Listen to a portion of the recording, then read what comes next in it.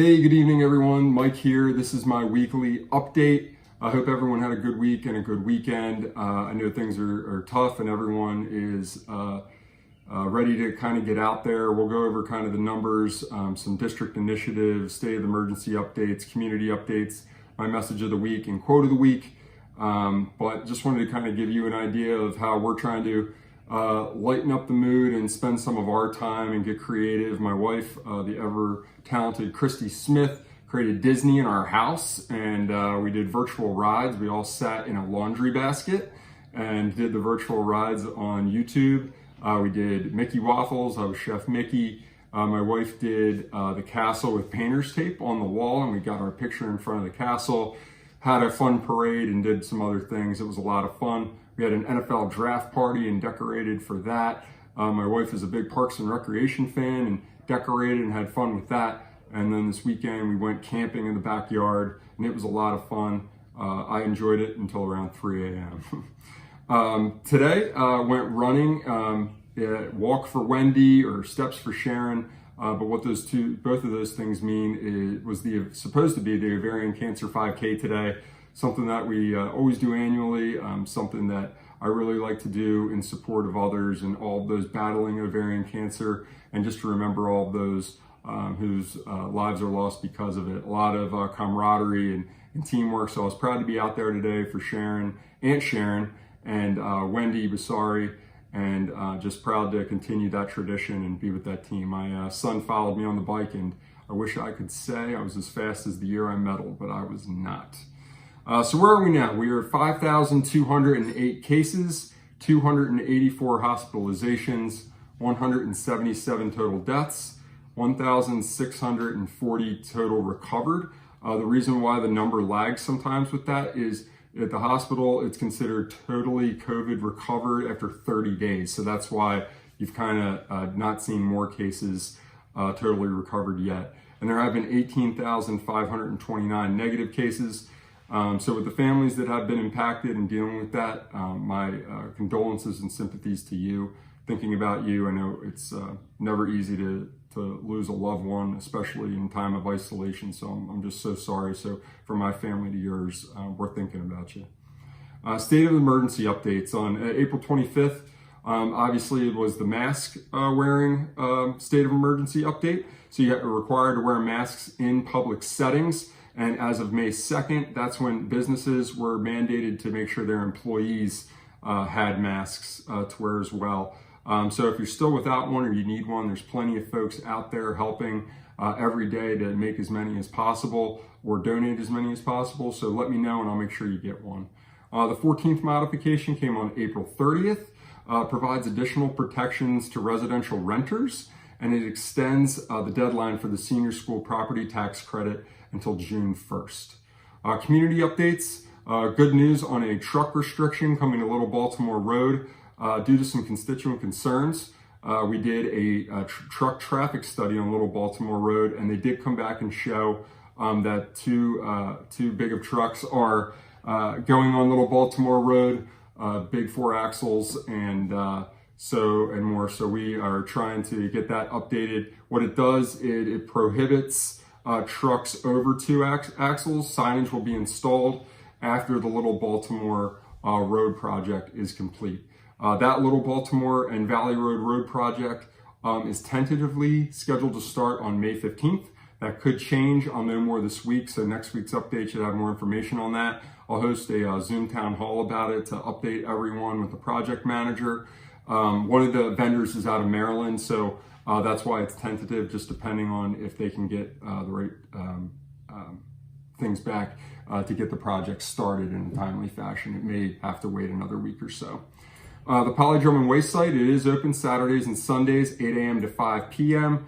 Kudos to DelDOT and DENREC for all of their hard work in making it more of a manageable scene over the last 2 weeks, and having people be able to continue to social distance in the process. So I just want to give them a lot of credit. I know they hear a lot of flack every week, but they've done a really good job.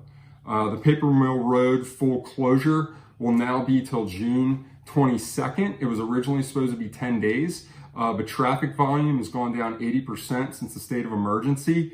So that they just wanted to extend the full closure versus having the project continue longer. It would have gone on longer with one lane, but this will get it done sooner and save the state a bunch of money. My Delaware Solid Waste event that I always do once a year is scheduled for Saturday, May 16th.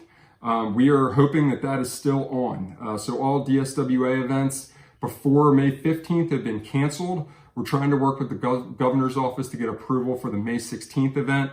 I will know probably Monday or Tuesday about that because we need to make the decision now in order to get all the vendors lined up. It's a drive-through service, so you'll feel safe and secure. Those of us doing it will be wearing masks and, you know, helping with your paper shredding and getting rid of your solid waste. So I'm really hoping that we can do that event. I know everyone really looks forward to it every year.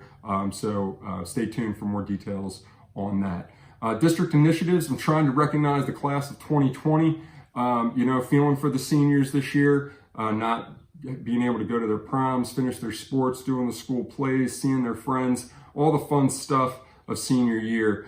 So if you have a senior graduating, email me at michael.f.smith@delaware.gov or shoot me a message on Facebook. I'll just ask you for a bio and a picture, and I'll make sure we highlight your senior in our district senior spotlight series.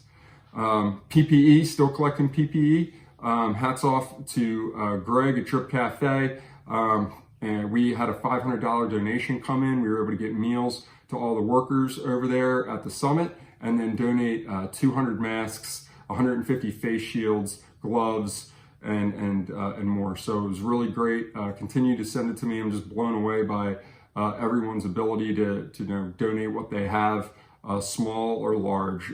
It's all added up. We've given out over 1,000 masks, over 1,500 face shields, over 500 gloves, over 200 gowns. We've done really well. So continue to donate those. I know our first responders and long-term care facilities are very, very thankful. Food Bank of Delaware still have the remote site going with some of my colleagues. It is a dry food pantry, so if you know someone in need, please shoot me a message and we'll make sure they get that. Partnering with the Food Bank of Delaware and numerous colleagues and constituents on a drop-off site at Paper Mill Park this coming Saturday from 10 a.m. to 3 p.m. They are in need of canned fruits, hot and cold cereal, canned meat, peanut butter, grains, canned and dry beans, canned vegetables, 100% fruit juice and 100% vegetable juice, and healthy snacks. So if you have those, come on, stop by and see us on Saturday, May 9th, this coming Saturday from 10 a.m. to 3 p.m. at Paper Mill Park. We'll have a small business meeting this Thursday, May 7th. Stay tuned for details. It's most likely going to be at 11:30, but I'll keep you posted if that changes. My message for the week is going to be empathy. I'm hearing a lot of tensions high out there. Really, you know, two groups, open, close, do's and don'ts. And, you know, one thing I just want to say to everyone is don't forget that we can have empathy for everyone. You can have empathy for our frontline workers and our folks, our first responders, our most vulnerable in our long-term care facilities. You can also have empathy for those that have lost their job, have not gotten paid yet, some that won't even get paid to the week of May 11th, and folks that are having mental health issues, folks that can't get the right services for their children. We can have empathy for everybody. You don't have to pick a side. Humanity is the side we should all be on, so we should feel empathy for all of those groups. So folks that want to open, I hope they want to open responsibly, but I hope they want to open with health in mind. Health is our number one priority here. And, you know, I think we just need to keep having empathy and keep helping our neighbors. A lot of our neighbors are hurting, and that's physically, that's emotionally, that's mentally, and sometimes that's in their bank accounts as well. So keep helping people as much as you can. And if you have any questions on how you can, feel free to email me and call me. My quote of the week is from Henry David Thoreau, and it kind of goes to the whole point of empathy. But could a greater miracle take place than for us to look through each other's eyes for an instant? And so I would just welcome everybody this week to think about that. You know, everything that I have gone through in my life, I try to then use that as an opportunity to think about how I can help all of you. When my grandmom raised me to the death of my mother and not having my father around, it It made me think of everyone dealing with children, but those with that are grandparents having to deal with their children, and kids without moms and dads. When my uncle died of a drug overdose, that made me think of everyone who's had to deal with drugs in their family. It's made me think of everybody that's had to deal with pain. So we can have empathy for everybody. We can have empathy for my cousin who is a first responder and a firefighter. We can have empathy for his wife Josie, who's a nurse over at Christiana Care. We don't have to pick and choose who we help. Let's help everybody have empathy and realize we're all coming at it from a different lens. Hope everybody has a great week. Stay safe.